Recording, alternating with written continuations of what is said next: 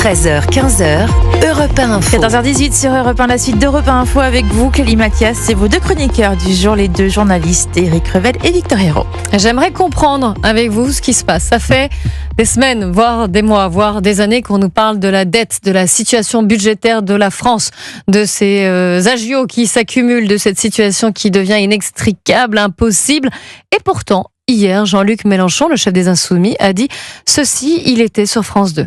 La France est la catastrophe, tout est perdu, nous sommes submergés. Ce n'est pas vrai. Je vais vous le dire, Il n'y a madame. pas de problème de dette en France, Jean-Luc Mélenchon? Non. Il n'y a pas de problème de dette. Mais non, il y a 3 000 milliards, c'est cosmétique. Non, mais là, vous faites le répondeur automatique, madame.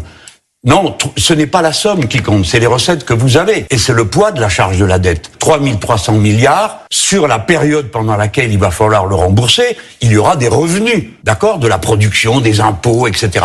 Eh bien, c'est sur 8 ans. Sur 8 ans, cette dette représente 13% de ce qui va être récolté. Aujourd'hui, la charge de la dette dans le budget, qui est la seule réalité matérielle de la dette, elle représente 2% de la richesse produite. C'est-à-dire presque un point de moins qu'il y a un an et demi. Alors, Éric Revel, François Bayrou vient de tomber sur le mur de la dette et du budget. Comme son prédécesseur, à gauche comme à droite, on parle de la dette et Jean-Luc Mélenchon nous dit qu'il n'y a pas de problème de dette. Qui dit vrai, que dire aux Français? Bon. Expliquez-nous. Alors, je ne sais pas si Jean-Luc Mélenchon, quand il a acheté un appartement, s'il est propriétaire, a eu un crédit, mais je pense qu'il a remboursé, si vous voulez, son crédit. Sinon, son appartement aurait été saisi. Vous voyez, bon.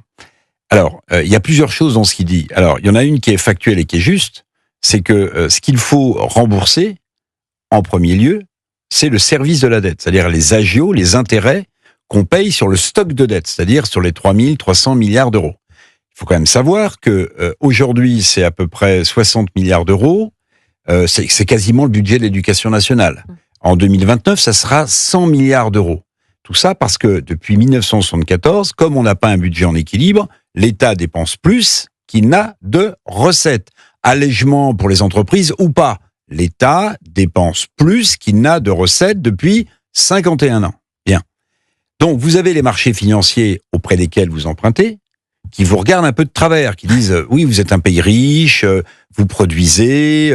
Vous savez prélever l'impôt. Alors vous voyez, quand Jean-Luc Mélenchon explique que c'est pas très grave parce que dans les années qui viennent, la croissance va augmenter, normalement, ce qui n'est pas sûr non plus, et que donc on sera en capacité de rembourser plus. Oui, mais au rythme où vont les choses, la dette aussi va s'accroître. La dette aussi va s'accroître. Donc, le service de notre dette va aussi s'accroître. 100 milliards, 100 milliards en 2029. Je rappelle que François Bayrou a expliqué, à raison, qu'on empruntait sur les marchés financiers pour rembourser le service de la dette, même pas la dette. Maintenant, il y a un autre argument que j'aurais bien opposé à Jean-Luc Mélenchon. Il y a un précédent dans l'histoire mondiale. Il y a un précédent. Jean-Luc Mélenchon a dit non mais c'est pas grave, en fait. 60% de notre dette est détenue par les étrangers. Donc, il y a les 40% qui sont détenus par les ménages français. Bon, ben il y a qu'à pas rembourser les étrangers. Et ben ça s'est produit dans l'histoire, Clélie. Ça s'appelle les emprunts russes. Les emprunts russes, quand l'empire tsariste est tombé, les bolcheviks qui sont arrivés au pouvoir, je fais pas la comparaison avec Monsieur Mélenchon, mais je m'interroge, on dit on ne rembourse pas les emprunts russes. Mais vous avez plein de petits porteurs, notamment français, qui ont tout perdu du jour au lendemain. Et il a fallu des années et des années et des années avant que l'État bolchevique revienne sur les marchés. Nous, on peut pas se permettre ça parce qu'on a un système de prestations sociales à financer, parce qu'on a une fonction publique à financer, on a des dépenses d'État à financer. Je sais pas si j'ai été clair. Très clair, Jean-Luc Mélenchon le sait. Tout ça, quand même. Donc, Victor Hérault, pourquoi tenir ce discours qui... on ne touche pas le micro, Victor Hérault, s'il vous plaît. Ça m'a énervé. Ah oui, ça vous a énervé. Non, ça me tente, mais pourquoi tenir ce discours? Il a conscience des arguments. Mais il le sait, Jean-Luc Mélenchon est loin d'être un imbécile et sait très bien compter.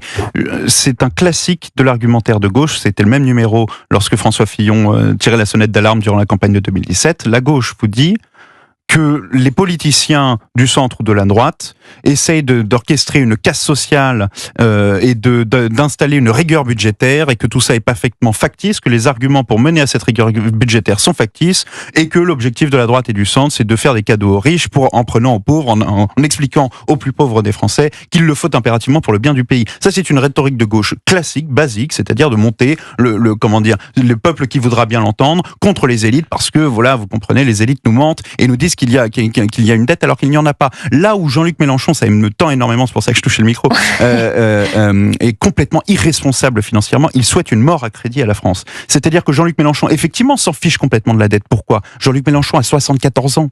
Ce n'est pas Jean-Luc Mélenchon qui remboursera la dette. Ce sont ses enfants et ses petits-enfants.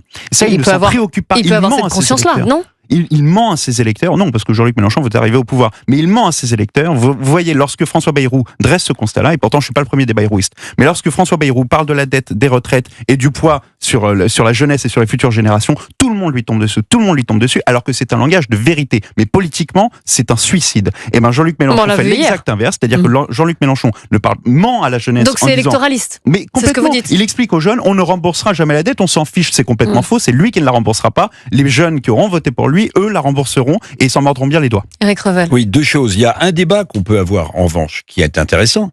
C'est de savoir si on a trop de dépenses ou pas assez de recettes. La gauche dit plutôt, il n'y a pas assez de recettes. Il faut, évidemment, c'est pas ma voix. Il faut fiscaliser davantage. Ça, c'est un débat qui peut être, il y a l'idée qu'on peut faire de l'investissement public, à condition que ça crée de la croissance.